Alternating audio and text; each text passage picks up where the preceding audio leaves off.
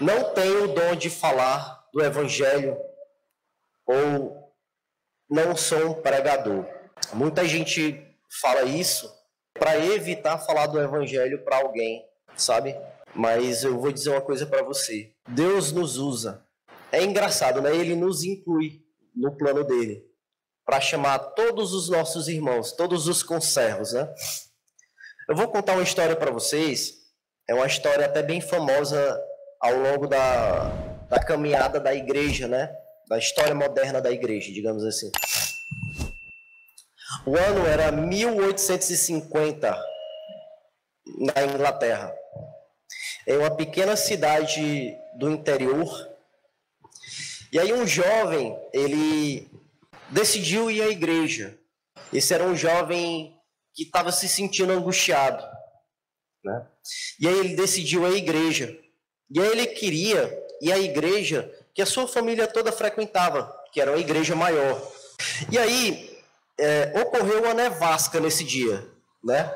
E o caminho para a igreja que a sua família frequentava foi bloqueado pela nevasca, né? Só que esse jovem, naquele dia ele estava realmente determinado a ir à igreja. Então ele entrou numa rua lateral, uma rua um pouco estreita, né? E aí ele encontrou uma pequena igreja metodista. Ele entrou na igreja e aí só tinha, por conta da nevasca, né? Só tinha cerca de 12 a 13 pessoas, mais ou menos, né? Contando com o pregador. 12 a 13 pessoas.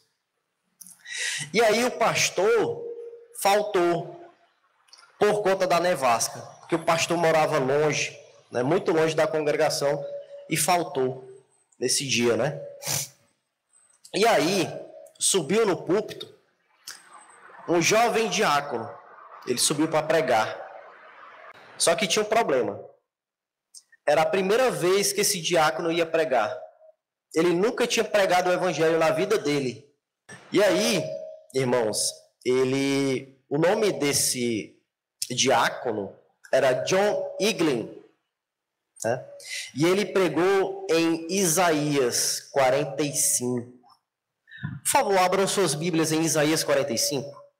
Vamos ler o versículo 21 e 22, né? Anunciai e chegai-vos e tomai conselho todos juntos. Quem fez ouvir isso desde a antiguidade? Quem desde então o anunciou? Porventura não sou eu, o Senhor? E não há outro Deus senão eu, Deus justo e Salvador, não há fora de mim.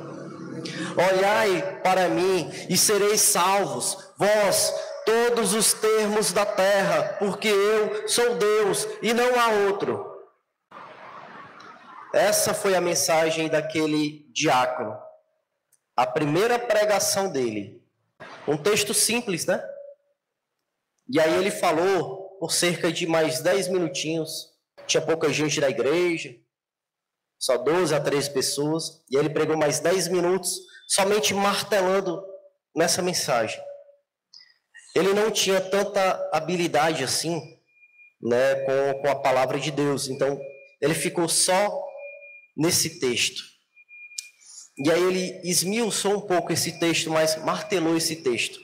E aí o que foi que aconteceu? Deus tocou o coração daquele jovem de uma maneira avassaladora, né? E esse jovem foi convertido. Sabe, irmãos? Tempos depois, aquele jovem falou, quando ele já estava um adulto formado, né? Ele falou no seu diário que aquelas palavras entraram como uma espada no coração dele. A partir daquele dia, ele enxergou um mundo totalmente diferente. Ele podia ter ficado em casa, podia não ter ido à igreja por conta da nevasca. Ele e aqueles 12 irmãos que estavam lá na igreja. O diácono, assim como o pastor, podia ter faltado também. Tinha uma nevasca grande, tinha muita dificuldade para chegar até a congregação. Mas aí o diácono levantou da sua cama naquele dia frio e foi para a igreja. E aí, uma alma se converteu naquele dia, um jovem. O nome daquele jovem era Charles Spurgeon. Ele é considerado o príncipe dos pregadores. Ele batizou mais de 14 mil pessoas em seu ministério. E o seu ministério foi fundamental para um dos maiores avivamentos que a Inglaterra já viu. E as suas obras literárias influenciaram cristãos até hoje, meus irmãos. Sabe, meus irmãos,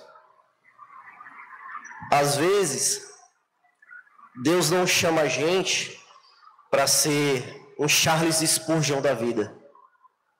Não. Às vezes Ele só quer que você seja um John England, né? Que naquele dia nunca tinha pregado o evangelho antes. Naquele dia supriu uma necessidade. Encontrou uma oportunidade. Pregou o evangelho de forma simples, sem eloquência, e ganhou uma alma para Jesus. Às vezes Deus, Ele só espera que quando chegar a oportunidade, a gente esteja pronto, sabe? Às vezes Ele não espera que a gente ganhe 14 mil pessoas para Jesus. Às vezes Ele espera que a gente, em uma oportunidade, ganhe uma pessoa, 2 pessoas para Jesus. Irmãos, concluímos que sempre que necessário, a gente tem que estar preparado, né? Para servir a Cristo nessa obra de chamar os nossos irmãos. Hoje, a gente pôde se aprofundar mais sobre como Deus nos chama. Ele prefere nos usar para chamar todos os nossos irmãos. Nós somos de suma importância para esse grande plano de salvação. Agora vocês entendem porque o poder da pregação para o chamamento dos nossos irmãos? Agora vocês entendem porque leis são assinadas para suprimir, censurar e impedir que as verdades bíblicas sejam ditas? Irmãos, o mundo ele jaz no maligno. Muitos de nossos irmãos ainda estão por aí adormecidos, só esperando ser despertos por alguma pregação, por alguma ministração do Evangelho. Muitos, porém, estão apaixonados pelas trevas e pelas concupiscências desse mundo. Mas o Evangelho, meus irmãos, é poder de Deus para despertar, para libertar e para levar a justificação e a glorificação por meio de Cristo. E é por isso que o mundo sempre vai tentar impedir a pregação do Evangelho. Não existe nada de novo sob o sol. Tudo que é, meus irmãos, hoje já foi, já aconteceu antigamente. Perseguição, proibição da pregação do Evangelho, tudo isso vai voltar. Certo? Não se engane, meu irmão. A partir de agora para frente, só vai ficar cada vez mais difícil você pregar o Evangelho, pregar as verdades bíblicas. Então aproveite hoje a liberdade que nós temos. Prega o Evangelho hoje. No ônibus, quando você estiver indo para o seu trabalho. No seu trabalho para alguém que você viu que precisa da palavra de Deus, que está passando por uma situação difícil. Alguém que te questionou sobre alguma coisa da Bíblia.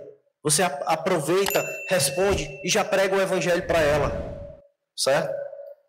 Meus irmãos, devemos estar sempre preparados para servir a Deus. Sempre que preciso. Sempre que for preciso pregar o Evangelho em tempo e fora de tempo, meus irmãos. Essa é a mensagem central de hoje.